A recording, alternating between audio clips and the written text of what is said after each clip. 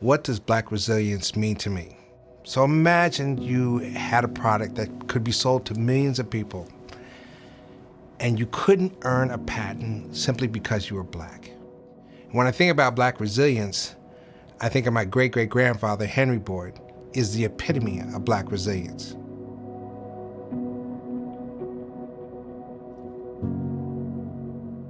Hi, my name is Keith Boyd. I work in U.S. Oncology, Learning and Development, and I've worked here at Merck for 7 years. So before the great Madam C.J. Walker became the first Black millionaire in the early 1900s for making hair and beauty products, there was my great-great-grandfather, Henry Boyd, who was arguably the most successful entrepreneur of the 1800s. But in order to tell you his story, I need to go back a little bit further. So according to the Constitution, all men are created equal. But unfortunately, under Article 1, Section 2, it states or declares that all people born a slave or born not free were considered 3/5 human. That changed everything for quite a few folks. That meant our people couldn't own land. We couldn't own a license or vote. And more importantly, we couldn't even earn a patent for a product that we made. So until the ratification of the 13th Amendment on December 6, 1865, we were all subject to that same law. My great-great-grandfather was born in 1802 on a plantation in Kentucky. He was a slave until he was 18 years old, and upon his ability to earn his freedom, he worked on that plantation doing odd jobs. He showed at an early age the ability to build cabinetry, woodwork. He specialized in that. So his slave owner sent him off for apprenticeship. He saved up enough money to buy his own freedom at the age of 18, which was an extraordinary effort. Since Kentucky was close to Ohio and Ohio is a free state, the first thing he did was to leave that plantation and move to Cincinnati, Ohio. He ended up getting a job as a janitor at a general store. And one day, a drunken white man came into the store, almost destroyed the whole front store. So in order to protect his employer from would-be customers, he invented what we now call a countertop. It separated the business from the employees or the customers. Based off the success of building that countertop, he made up enough money to start up his own business doing carpentry work, and then made enough money to buy his brother's freedom and his sister's freedom.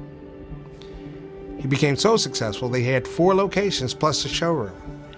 And in 1830, he wanted to do something that had not been done before. And his greatest invention was the modern-day bed.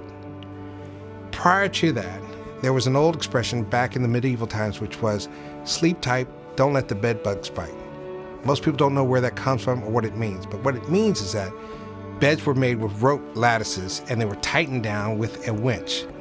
And so sleep tight was to keep the ropes tight, and the winch sometimes would catch your fingers and would like bite your fingers. So sleep tight, don't let the bed bugs bite was the expression.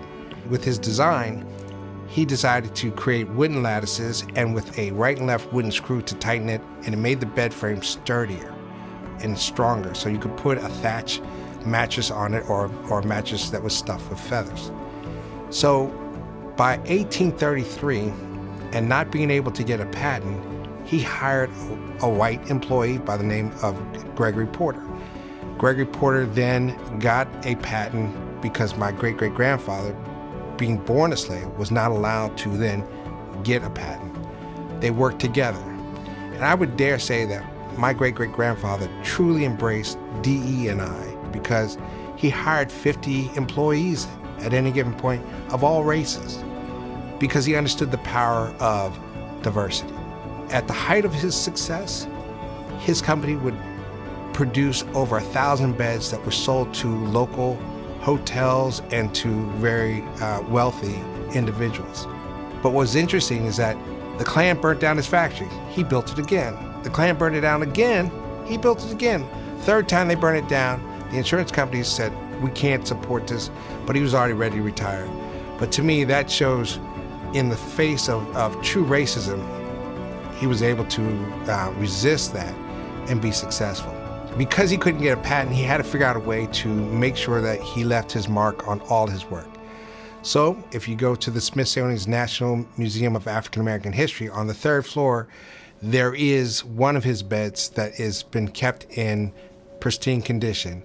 And on the bedpost itself will be a stamp that says H. Boyd Company. And he did that on every bed that went out of his factory to ensure, because keep in mind, there were people that were copying his design. He didn't have a patent. His partner had to have the patent because his partner was white. But he wanted to make sure, for his family's sake, for history's sake, that his name lived on. It is a true testament of that resilience. If one path is shut down, you find another path to get around it, to be successful. The 1830s all the way up to the emancipation of our people, he was a very active player on the Underground Railroad and was known as a supporter of the abolitionists in Cincinnati, Ohio. And so he constructed a secret room in his house that could hold up to 5 people at any given point, that for those slaves that had made their way across the Ohio River, that was the first stop that they went to, the place that they could hide out. You have to keep in mind, during that time, slave catchers would also cross over those lines to go catch those that had run away for freedom. So he played an active role. He was so successful at this that he was often confused with Levi Coffin, who was sort of the head or the main person on the conductor, because so many of our people would go through his house first.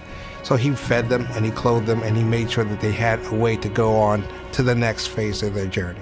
Our history was not known to us readily. I wasn't the type of kid that grew up understanding or knowing this story. So when the Smithsonian was building that structure, my father had received a call from the Smithsonian asking questions about his great-grandfather.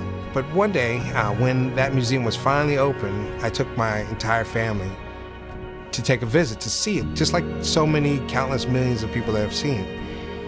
And my wife goes around the corner and she says, "Hey, Keith, it says Henry Boyd bed." And I was like, what are you talking about? I walk around, and to my surprise, right there was an exhibit of his bed and a write-up of his life, which prompted me to get on the cell phone and call my dad, and he was like, "Well, of course I told you, that's our history." But that started my journey of understanding my history, to really do the research, to understand where we come from, what we have done. I've often thought that my family had done really well and our achievements were significant, but had no idea that we were standing on the shoulders of a giant, someone who had amassed enough money to not only support his lifestyle, but to support his employees as well as the generations to be there after his death. So my great uncle is the first black lawyer in Colorado. My grandfather was a director of the Urban League, the National Negro Urban League. My father was a successful businessman and entrepreneur. My brother is a professor at the University of Maryland.